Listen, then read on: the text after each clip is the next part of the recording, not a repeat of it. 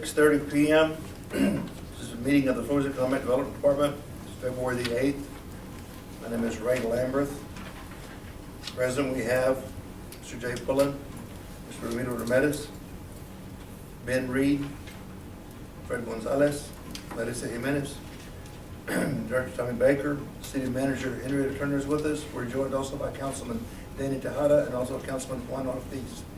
Mr. Gonzalez, would you lead us in the U.S. pledge? Yes. Invocation. Please. Legislature. Heavenly Father, once again we come before you. We ask, first of all, that you look over us, make sure that we are on the right track.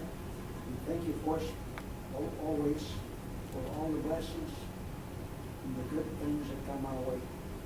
We ask that you be here with us tonight, that you help us to understand as best as we can what we've got to do, and to keep in mind why we're doing it. And that we make good decisions on those things before us. And we have a pretty full agenda. So again, help us to understand, to make decisions that are in essence for the betterment of the citizens of Floresville. And this, we ask in your Son's name, Jesus Christ. Amen. Amen.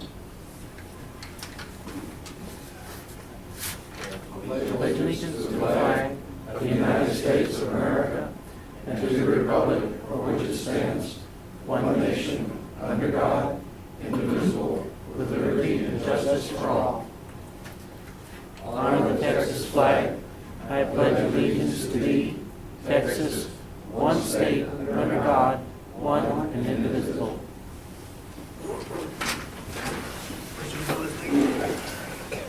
For the record, we do have a form. Yes, for another member. Do we have any citizens' comments? Yes, sir. Going back to the baseball fields, I walked those baseball fields Saturday, all evening. And the gentleman that was up there, the fire department guy, you know, I don't like people's lives. Tell the truth. Because the city is spending too much money, and you got people up there at the baseball field practicing 24/7, and those fields are never going to be maintained. And I suggested the city needs to get the key and lock the whole fields up and put a couple $100,000 or whatever dollars in maintenance, and put one man 24/7 responsible for those fields. Because you can build all the baseball fields, but you know, people are not going to take care of it. And that's just everywhere. And I hope that, like you said, make the right decisions.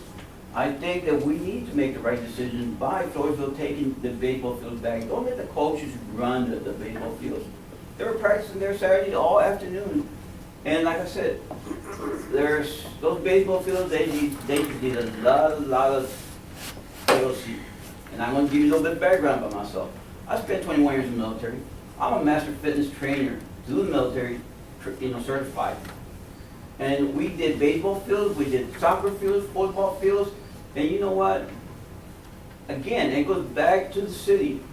When they go play there, they should charge a certain amount, and that money should go back to the parks to do whatever they have to do, maintenance in other words.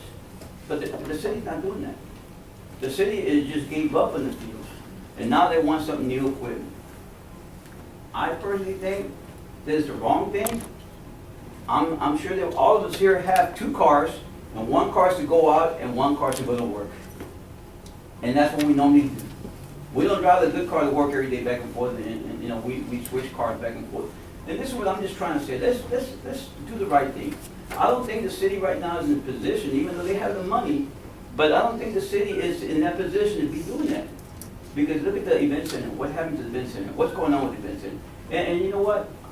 You might look at me, who am I? I was born here in Floresville. I left in 1976 and served my country for 21 years. And I'm back here again because you know what? All of us here, we're not building no memories as far as good memories for the kids in schools. We're building nothing but hatred toward each other. And I don't think we need to do that.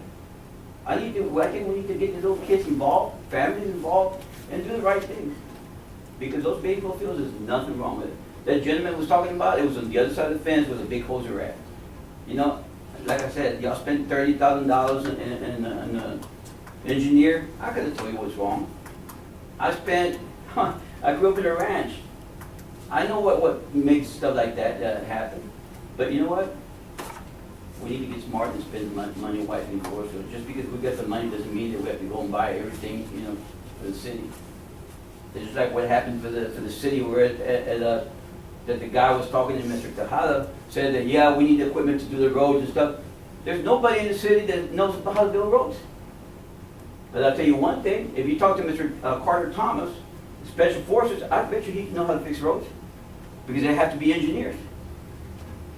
I took an engineer course, military advanced courses, how to, you know, do bridges and stuff like that, curves and stuff like that. But see, y'all don't understand what the military do. Mr. Ortiz, he was a tank in the military, but you know what? He hid inside the tank. And I'm not trying to be funny. We're not here to insult people. No, I understand, but I'll tell you. Also, let me interrupt you one Okay, second. yes, sir. For the record of the Open Meetings Act, we need you to state your name for the recorder, please. Okay, Tommaso Well, we all know you, but Okay, no problem. But you know what, I'm just saying that, you know, he probably knows what the infantry and special forces do when they go to different countries. They have to hit the ground fixing and doing things. They don't sit around and contemplate and say, you know what? Because, you know, that's the job. And I think that's what the city needs here. They need, you know, to instead of spending money, ask people for ideas. And like I said, Mr. Thomas, don't underestimate this guy because he's very intelligent in the special forces. They go to other countries and build houses, schools and stuff like that. You know, and that's what they do. But, you know, we're sitting here trying to justify, well, how can we put another field? And I'm just saying that we shouldn't, you know. I just said that we need to, and like I said last time, please give me the chance. Now, I'll go up there and fix it and lock the gates and everything. And when they want to use it, they need to go to the event center and rent that place, or somebody be responsible for that place. Because we're not going to get nowhere by abusing the equipment, because they're not paying nothing. And thank you, sir. I hope that, you know, we make things, you know, positive, you know, instead of spending millions of dollars. thank you, Mr. Owens. We appreciate your Yes, comments. sir. For the record, we've also been joined by member Diane Salazar. Any more citizens' comments? Yes, sir. For the record, my name is William Bronson Ford. I'm a local citizen, a local business owner.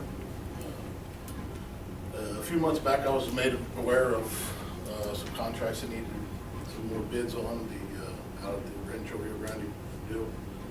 So I came down and met with Mr. Baker. He told me they needed some concrete work and some work done on the drainage ditch and what have you. So with that, I went out and looked at it and, you know, basically called him back and said, I just want to make sure I'm comparing apples to apples here. He told me at the time that's what he wanted, and so in that process, I got back with him. I said, let's meet. So we come out and look at it, and he said, well, we're going to try to incorporate some of that into when they do the detention ponds. I said, okay, well, when's that going to happen? I'd like the opportunity as a local business guy. I spend 95% of my business back in this community, and to me, that's what Floresville Economic Development is about. I buy all my major thing I do is contracting, but I do septic work. I buy all my tanks from American Precast, which is a local owned company. I buy all my pipe and demo, I buy all my material from Fowles Home Garden. So I spend 95% of what I spend back here. I've donated to every youth organization, every high school in the district, some way or some form. My machines never charged them a penny. I'm not saying that I would deserve to get the bid or whatever, but I wasn't even given the opportunity to make a bid. Not to say it wasn't publicized, but I was never made aware of it. The city secretary, Monica Cordova, contacted me to get my email, to give it to Mr. Baker. He told me they'd be open in the middle of January. I show up on January 15th, I still hadn't heard from him. He said, we opened the bids yesterday. I said, I've come in here and met with you more than one time, Mr. Baker. He said, I don't even know who you are. Well, most of the people in this room know who I am. I'm born and raised here. My whole family's been raised here. My concern is how many local businesses got the opportunity to bid on this? Because just in the septic business alone, I use 3 or 4 different engineers. I don't even meet the people. Sometimes the engineer just contacts me and says, they need a bid. I never had an opportunity to meet with them, so I understand how it works. They refer to me, I refer to them, vice versa. Those are some of the same guys that get the bids. I think that as being a local, we need to see how many local contractors. I can name 5 that do major work, same as what needs to be done there, I'd like to know how many of them actually got a chance to bid on it. My company, SLP Enterprise, BRM Construction, Leon Payne Construction, I don't know that he's still doing stuff, but he, you know, he's a local guy. S&K, so did any of those local guys get the same opportunity to bid on it? And what are we doing to ensure that that's getting noticed to them? Is it posted in the front paper, or in the local paper, posted up on the board out here? I mean, to me, if you got this guy, you're paying him to do that, I think he should be contacting the local guys and say, are you willing to at least bid on this? You know, let's put these tax dollars that we're spending here back into our local businesses. And that's my concern. Not to say that, hey, what's done is not done, but I'm not gonna stand up for myself and for what I think is right. That's all I have. I think we appreciate your comments. Mr. Heimer is with us here, our engineer. Mr. Heimer, would you explain for everyone's knowledge, how the bid letting process is done? When we, the FEDC hired our firm to prepare the plans for the project, which included detention ponds and sufficient concrete paving. And we completed the plans and bid documents in the first part of December. And then we advertised in the Wilson County News for 2 weeks that there was this bid, inviting bidders to bid, or to bid the plans and how that would occur in the bid opening day. We also placed the plans and bid documents in 3 plan rooms that are in the San Antonio area, Village Exchange and 2 others. And so there was an public advertisement, and it was, the plans were available here at the city offices. And we opened bids on the 14th of January, I believe it was, 14th of January.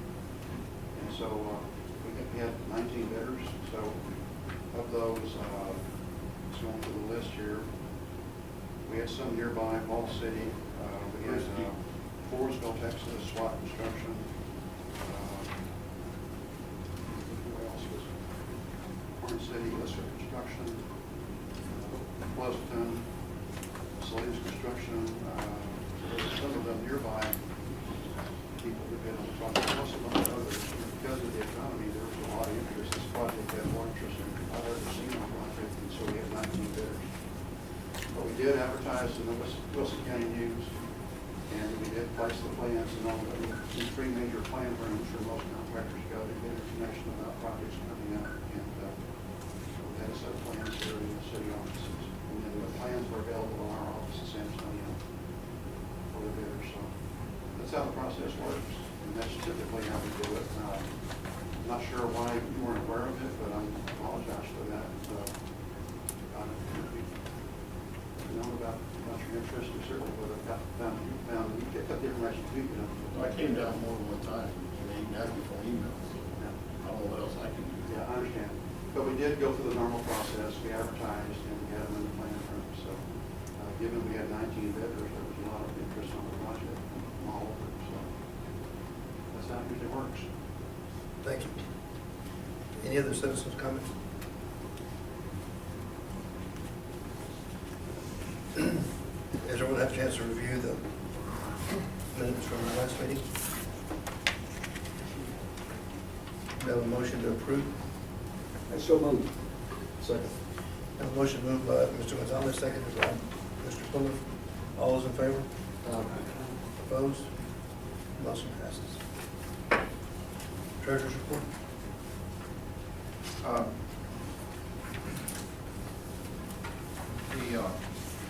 The report ending January 31st should be in front of you. It was not an exciting month. I do think that if you go back to the middle of the report to look at sales tax, we're about 9%. It's Middle of about what third to the last page. Heard from last. From the land. As you can see in the box there, compared this month compared to a year ago, this month, sales tax is down 9.12%. I think that, and I'll get around to introducing Dwayne in a minute, but I think that we ought to look at having an independent financial advisor as opposed to using the city's financial advisor. And Dwayne's here to, I wanted to introduce him to the board and so forth, but we do need to look at a realistic sales tax,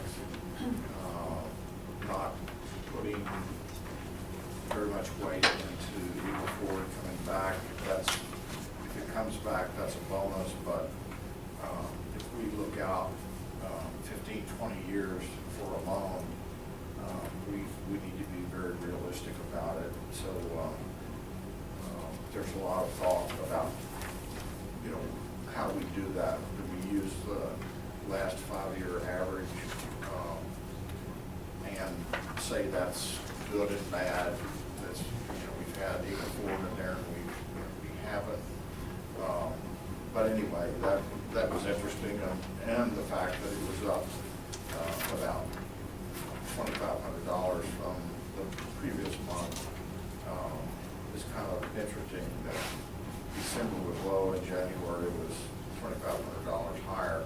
To me, that means that we have a lot of sales of the community in December and went Christmas shopping somewhere else besides our community, which is the leakage we're trying to slow down as much as possible with retail development. I think also we had the tornado on October 30th. So Yeah, I that's mean, true.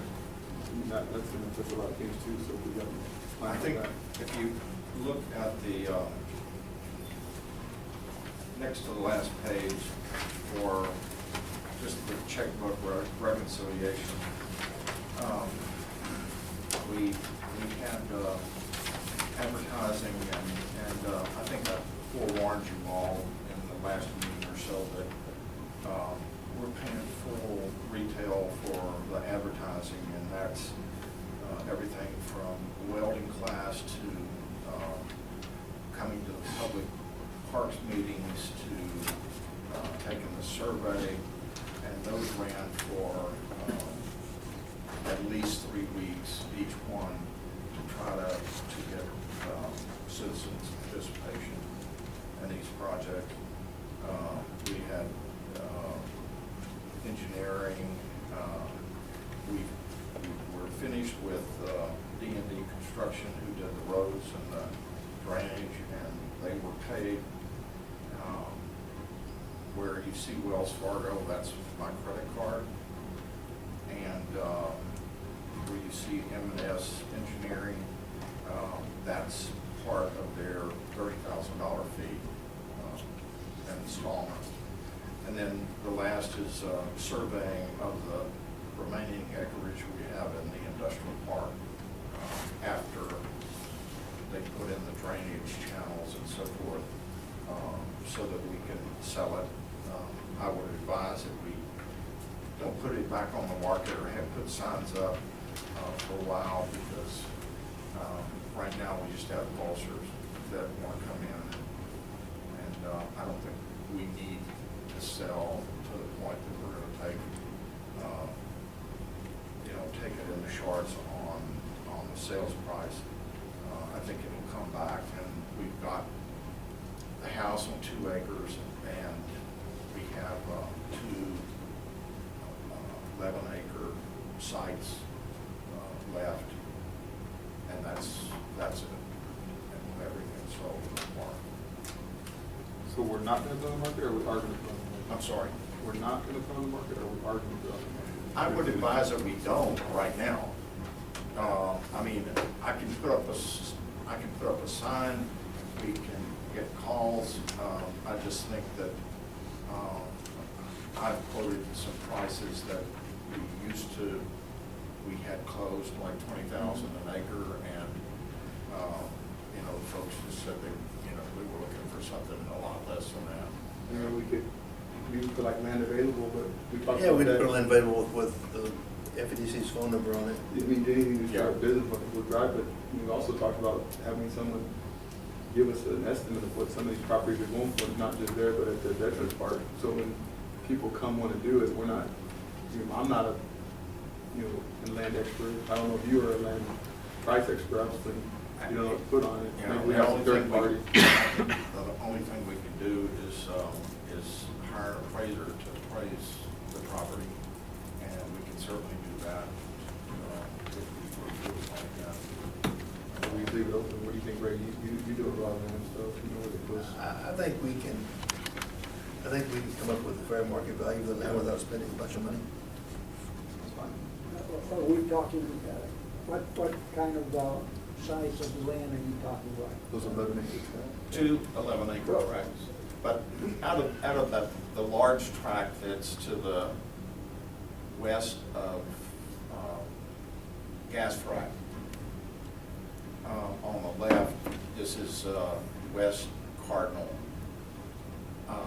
We had put in a 4-acre drill site and a road to get to it, because we have a mineral lease and we have to have 4-acre drill site reserved, and then the detention pond is also on that property.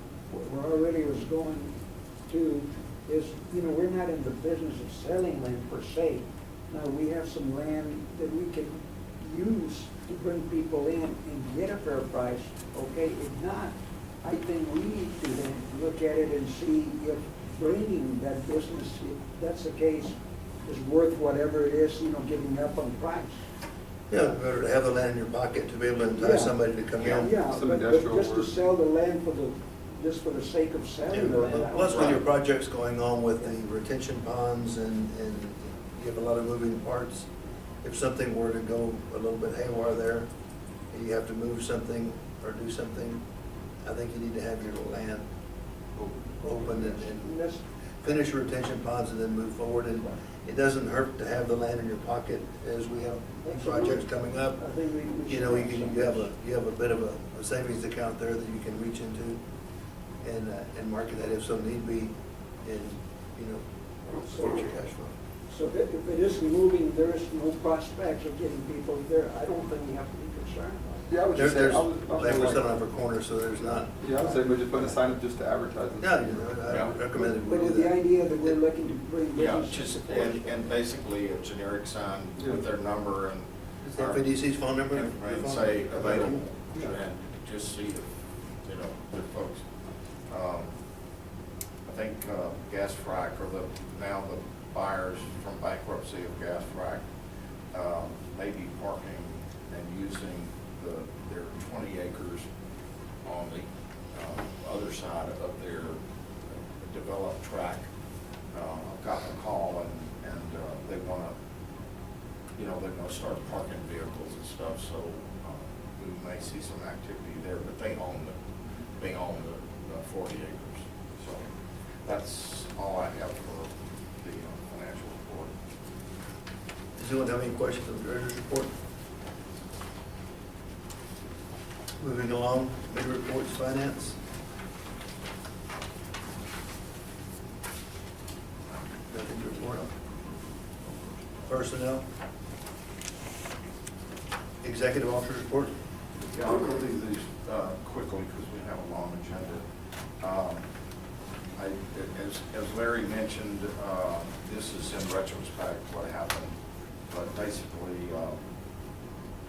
Larry, we have a process where Larry pretty much controls the whole process, and I think that's a big benefit because I've had people that Larry advertised and said, I'm sure he can send out plans from all these people that are scattered across Texas, but I was asked questions. I'm not an engineer. I referred them to Larry so that we didn't have people saying, I got told two different stories. And so Larry was the source of putting the construction bids together and handled that very nicely. We got 19 bids from, I guess, as far as, well, Austin, Stephenville, and so forth. So Larry's got his recommendation to go through tonight. On the 15th, the city manager and I met with Sarah representatives and went over the soils report that we had the joint session on the 4th last week. But we had a precursor to the FEDC/council meeting public report. I took part in a webinar discussing state of Texas financial programs for economic development on the 21st of January. I received a call from, and Fred will like this, the folks that are putting in the assisted living and senior care project, that you keep wondering if they're ever going to come back. I got a call from, I've got a call from their partner, and he wanted me to recommend an engineer. And so I called Intrepid, who has surveying and engineering, and bottom line, Intrepid is putting together, their engineers are putting together a proposal to build this out and develop it. So we stayed local with the contractor, and I think they've already been in touch with the city, so they're going to start moving faster. And then, like we all know, February 4th, last week, we had the special board meeting to go over the Sarah report and exactly where we would be with River Park and the 100 acres behind the Odette Center. That's all I have. Does anyone have any questions for the executive director? Moving on to discussion of possible action on number 5, Larry Heimer with Larry Engineering will discuss the potential mine construction project, bidding, due diligence, and qualifying bids and recommendation for the acceptable bid out of the 19 bids received. Does everybody know the project details, full plans out, or just talk about what's going to be? Does anyone have any questions about the plans? About the project? I think everybody's seen them several times. Okay. Councilman? I haven't seen it. Look at them, look at them. Brown would like to see them, please. Is that? Mr. Ramirez would like to see them.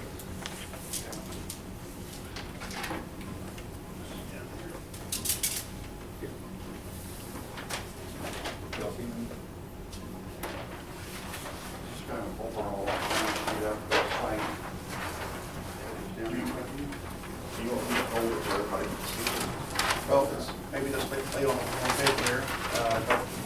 Basically, this is FM 537 on this side of the project. This is the business park. This is Rancho Grande and Cardinal. And we completed the street work and drainage channel down to this point. But the last remaining item, of course, was to build 2 detention ponds, which was a requirement of the county as part of your agreement with them. And we also added in a small part of additional paving up here by the mailboxes that was caught, I guess, after D&D's contract was let, and we added that to this contract so we could take care of widening that concrete pavement where the mailboxes are. So that's the project, basically mostly earthwork, and then some concrete riprap and some pipe work, but that's pretty much the project. Where's the drainage? The drainage channel, Yeah. well, it picks up, there's a large drainage area coming in from this direction, and it starts at this point here on Rancho Grande. There's gas frac owns this property, Yes, definitely. and we had obtained an easement from them quite a while back to allow us to cross this area, and then this is the drainage channel that is extended down next to Cardinal. And that's all going to be grass. Yes, it's been planted with grass, and that'll be the grass channel, very shallow, low velocity channel. and then there's two ponds here. We advertised the project for about a month and had a bid opening on January the 19th here at City Hall. And just to kind of talk about the process, we advertised the project in the paper and in the plan rooms. We issued the plans from our office. And the reason we do that is so we can keep track of who picks up the plans and who's bidding on the project, so that as questions come in during that 30-day period, we can write those questions down. And then we put out an addendum which addresses all those questions about a week before the bid opening. And that way all the contractors have the same information. We haven't missed somebody who may have wanted to bid the project. But we don't have any to copy the plans here? Yes, there's a set of plans Oh, here. set of plans here. Yes. So we had a lot of interest, had 19 bidders, and that ranged from $321,000 up to over $800,000 in cost. I think if we had bid this project 2 years ago, it would have been probably around $600,000 or $700,000 because of the way everybody was so busy in this area of the country. But because things have slowed down, we got very competitive bids. And the low bidder was Brett Construction out of Hyco, Texas, which is near Stephenville. But they're doing quite a bit of work in this area. Their bid was $321,601.80. Our estimate of the project, based on the past unit prices we've been seeing in this area, was just under $700,000. So it gives you some idea how hungry these contractors were. What does this number figure out per cubic foot or per cubic yard, however y'all figure it, for moving the earth? There is a bid tabulation. I don't know if y'all have seen that in your packet or not, but we attached it to our letter of recommendation. And the unit price that we got for earthwork was $5.56 a cubic yard, and then $10 for embankment, which is primarily the dam structures themselves. So that was Brett Construction's. Excuse me, going back to make sure I get the right bid.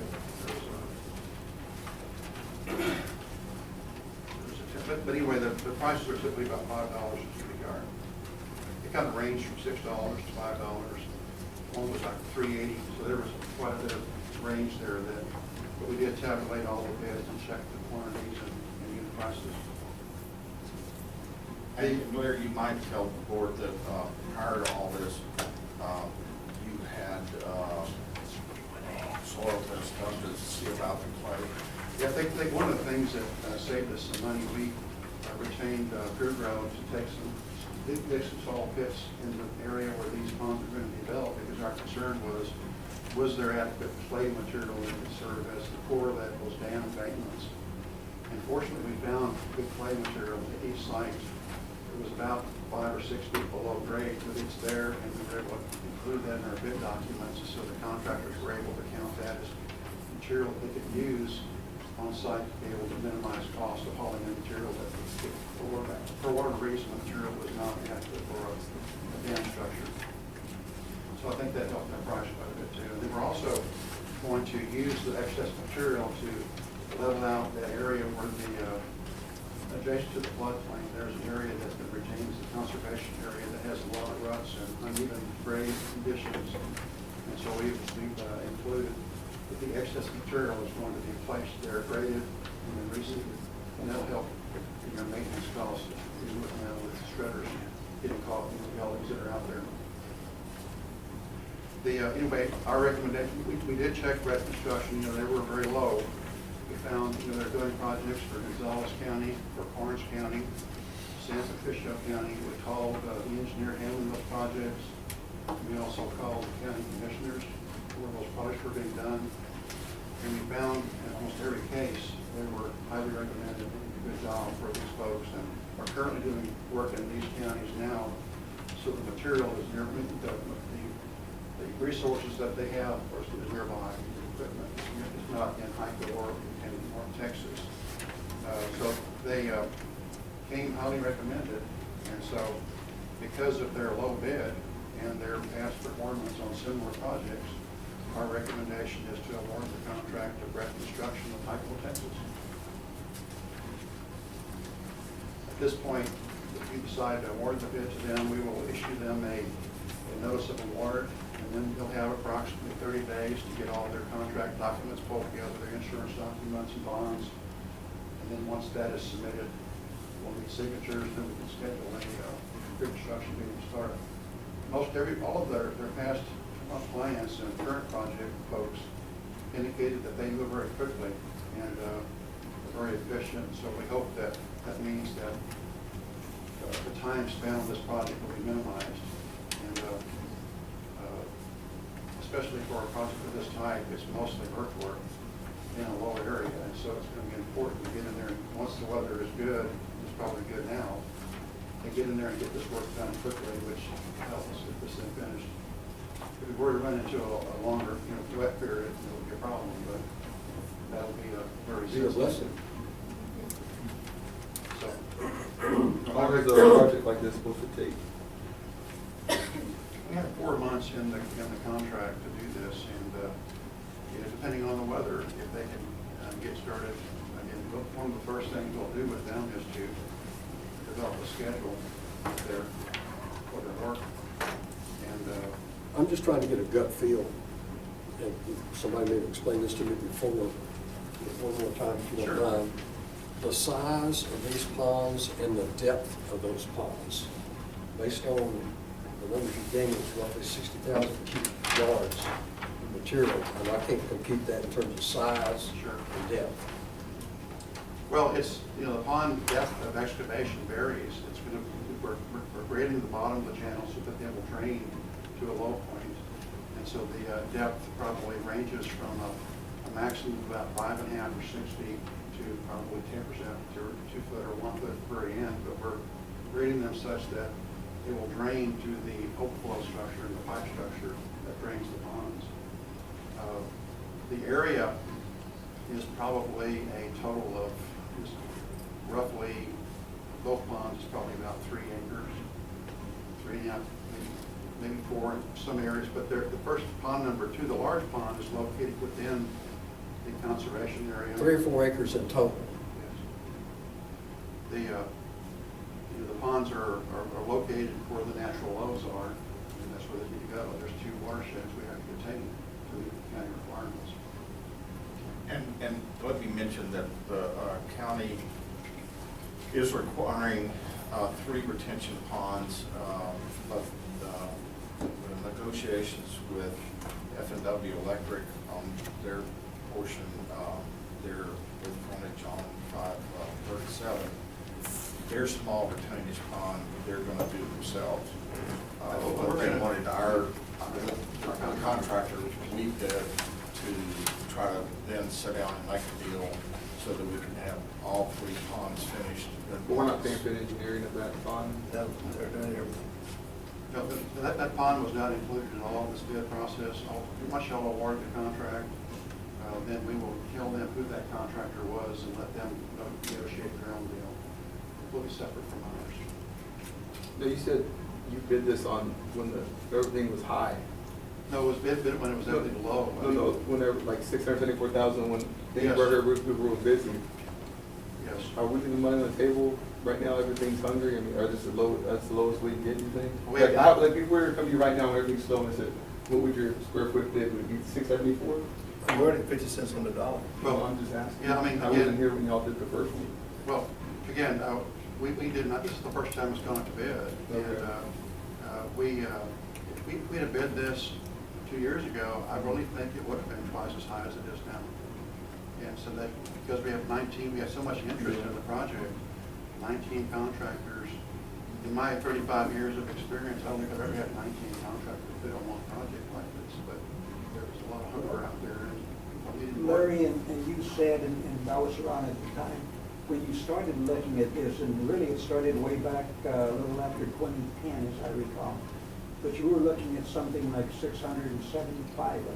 Yes, it was just under $700,000. So at that time, when the prices were high, Yes. then you were looking at 675.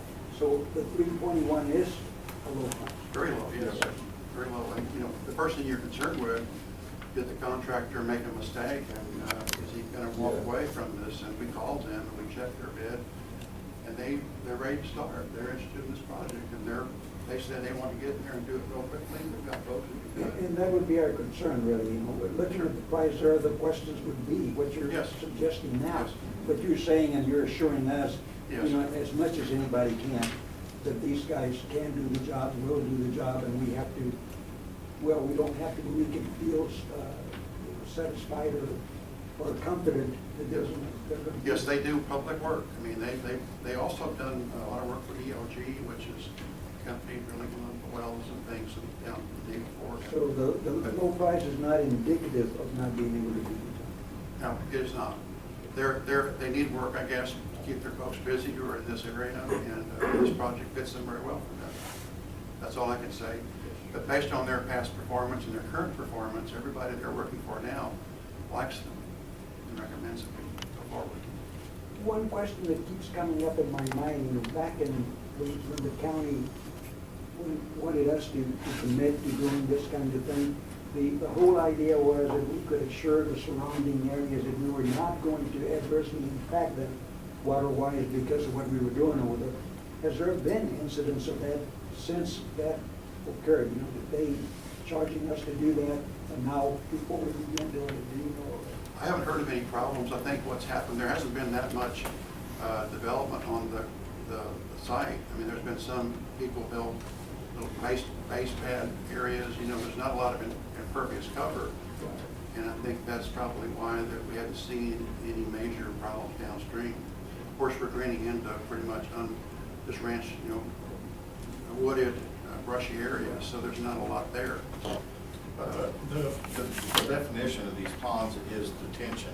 Sure. So the whole idea is to detain the water and let it evaporate and. Well, it won't evaporate, it can drain out slowly, Drain out but slowly. basically it Yeah, regulates. so we're not flooding No, I neighbors, understand that. all this No, stuff. my question was, you know, if there was that kind of danger, so to speak, has it ever occurred? No, I'm not aware of any problem downstream. I think if we don't put the ponds in and things Make sure it continue, doesn't happen. I think it will prevent future problems. Now, I'm not saying there won't be someone complaining down the road, but we have followed the normal process to design the ponds using the criteria the county gave us and that they approved. And so we're following the normal process to get these things done, so that if there is any concerns downstream, you know, we can always show them that we have followed the rules, and here's how we do it. It's my understanding, Fred, in the agreement with the county, and that was pre-me being here, but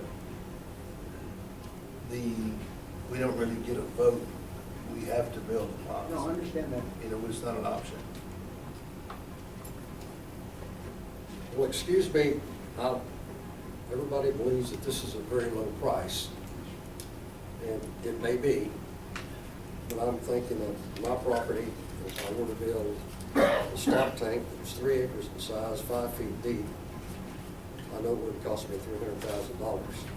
That's what So, I remember Chris. may I finish? So obviously, we must be getting something other than these retention ponds. Can you explain that to me so I feel better about this? Well, there's pipes that are being put in, there's concrete riprap or concrete lining being put in, riprap that was low water as it leads the project being put in. So in addition to this earthwork, there is other kinds of construction that's going in the project. We're Is that also- broken out in terms of the cost of that? Yes, there's unit prices, there's items, pay items, and So- unit prices for every item. So of the 320,000, how much is earthwork? We have bid for, it varies based on the bid. Excuse me, Ray, I'm just, Oh, you're fine. Yes, you build it. That's what I was, I've got Brett's bid here, and I was for each item.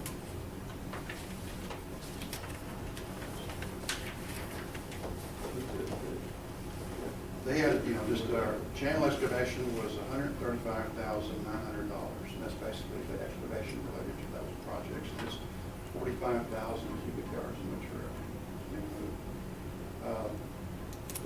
There's concrete, there's like 427 feet of 36-inch diameter pipe. That's about $98,000. Some of the other big items. We've also included hydro mulching seating after everything is built. that's about $19,000. There's some other baffle blocks that slow the flow of water as it comes across the concrete flume, about $7,000. And the riprap was about $7,000. So those are the major items. The biggest item is channel excavation and then the pipe structure. Is the channel excavation what you're talking about here? No, the term channel excavation is a pay item description, but it's just excavation in these ponds. We have to excavate them out to create. That's 45,000 cubic yards. Yes, sir. 45,000 cubic yards. And their bid was $3 a cubic yard. Which is a very low price. Well, they'll make a profit. But I think, the only way you can know for sure you're getting the best deal is to go through a public bid process. Yeah, yeah. And you have 19 contractors bidding against each other, so that's the best way to do it. They have a mobilization item of about $14,000 to get their equipment down on the site and get things mobilized, and about $8,000 related to insurance and I bonds. understand why you'd like to have a bid. That's a lot of money, I promise you. A lot of money. That's not very much dirt to move. Concrete you get done for about $3.50. Did the city do it? That's pouring it, laying it, and everything. Sir, can I say something? Thank you, Ray. I'm sorry. Yeah. Just clarification. A lot of reasons, also when they have a very high bid, and we pay these companies that like to subcontract some work out. And that's what you also gotta keep in mind, is the ones that are having real high bids, like Jimmy Evans, for example, they're good at that. If they get that bid, they're gonna make some money, they're gonna subcontract to somebody else, and then somebody else ends up doing the work, and they I didn't ask that question. They were not subbing out any of this work. they can't do that. Right. It's too low. Is Port Hope, we have paid or are paying y'all to monitor the work? Yes. So the only thing that we have asked, we had Floresville involved this project from day one, and that came before I was involved, but we will want them to, the most important thing I'm concerned with on things is to make sure that the dam structures themselves use the right material. Right. And that they're compacted properly, and so that'll be the thing that we need to have materials testing folks out there testing the compaction and the material itself. I'm not as worried about the concrete and the pipe. That's pretty much going to be okay. We'll test it to make sure we're getting the strength we want, but the most important thing is the compaction of that dam structure. Sure. So we put aside $674,000 cash right when I got on this board. It has been airtight for that, so we're gonna have money left over, which is a good thing. Yeah, where does that? Mhm. There's a lot of projects that need to be done in Floresville. I think we'll find a place to put it. Yeah, y'all would have to know any of them. Yes. You said no, you're gonna take it for you. Just wait for item number 11. That's what we're here. I'll move to Let's accept. open up this one. I'll move to accept the engineer's recommendation. I have a motion by Jay to move to accept Mr. Heimer's recommendation for active construction. Second by Martin. All those in favor? Opposed? Can we do discussion first? Just in future projects, since we did have a public person come here, can we make a note to how we can get better on the bidding process for our local people? Whether it's making a current list, Tommy, of my recommendation to him, that's just mine, making a current list, if he has 5, maybe meet with Bronson, find out, how the county does their bid process. I know we use Larry, I'm not saying he did anything wrong, but how can we better improve that so we can spend and value our people, economic development, more of our money, because when all comes down to it, yeah, the people are local, they're working local, but this money's gonna go back to HICO. So I wanna, as part of this discussion where we vote, just how can we better improve this process for our local, make a note of that. I'll second that. I don't think we can get too good at it. We can afford, or we should, at least take a look at this kind of things. I'll even go further than that. If there's a way that we can legitimately, putting factors there on being local, that would make a difference between local and somebody not local. Give a discount. We do it, it's in our bylaws that we have a discount where we have a favorable for local contractors. Well, can we advertise that, or, you can meet with a one-on-one, it'll cost nothing. We don't have to put it in the paper, but do some footwork. Even better, what I'm talking is there a way that one could come up with a formula, you know, where you could legitimately and reasonably, logically, whatever the word is, show that being local benefits us? Not only do they do the work, but it retains, as Mr. Fuller was indicating, some of the income here and so on. I don't know that there is such a thing, you know, you're an engineer, I'm not sure. But if we could at least, aside from what Ben Reed is saying, look to see if we can better the process of informing people to make sure nobody falls through the cracks. Also look at something, about what I'm suggesting, to see if there is such a thing. If there isn't, by all means, you know, we don't need it. I think you can better, as been brought up, inform people, to individually contact these local contractors. I think, and Councilman will probably have a better idea than I do, when you have a municipal bid, you have to be pretty, I think there's guidelines you have to go by, and otherwise you can certainly get in trouble. No, and I'm well aware of that, and I would not in any way suggest, you know, violating those. I'm just simply saying, is there one that stands the scrutiny, so to speak, a factor that we could use? If we can, then no, that's okay, but look at it. I think we just reach out to local Experience, people. have you seen other communities that don't follow the plan? Well, there, We have- I've they seen, have something else. I've seen where there is, in the bid, not the bid documents, in the request for proposal documents, where there's interview firms, and then the firms provide a description of how they're gonna do the project and a fee, and then along with that kind of process, you can maybe put something in there as far as your point system that you can give preference to local contractors. But I think usually though, in my experience, the price usually is what drives the selection process. And lowest qualified bidder type drives the selection process because there's a public money involved. But you can, in your initial bid document, probably put something in there that encouraging local participation, particularly for a larger project. This project is a big project, but it doesn't involve a lot of trades, especially earthwork and putting some pipes in the ground and riprap. So it's not a lot of different things to it. But if it's a project that has a lot of different kinds of trades, those kind of projects will be easier to encourage local participation with some grading system. Maybe encourage the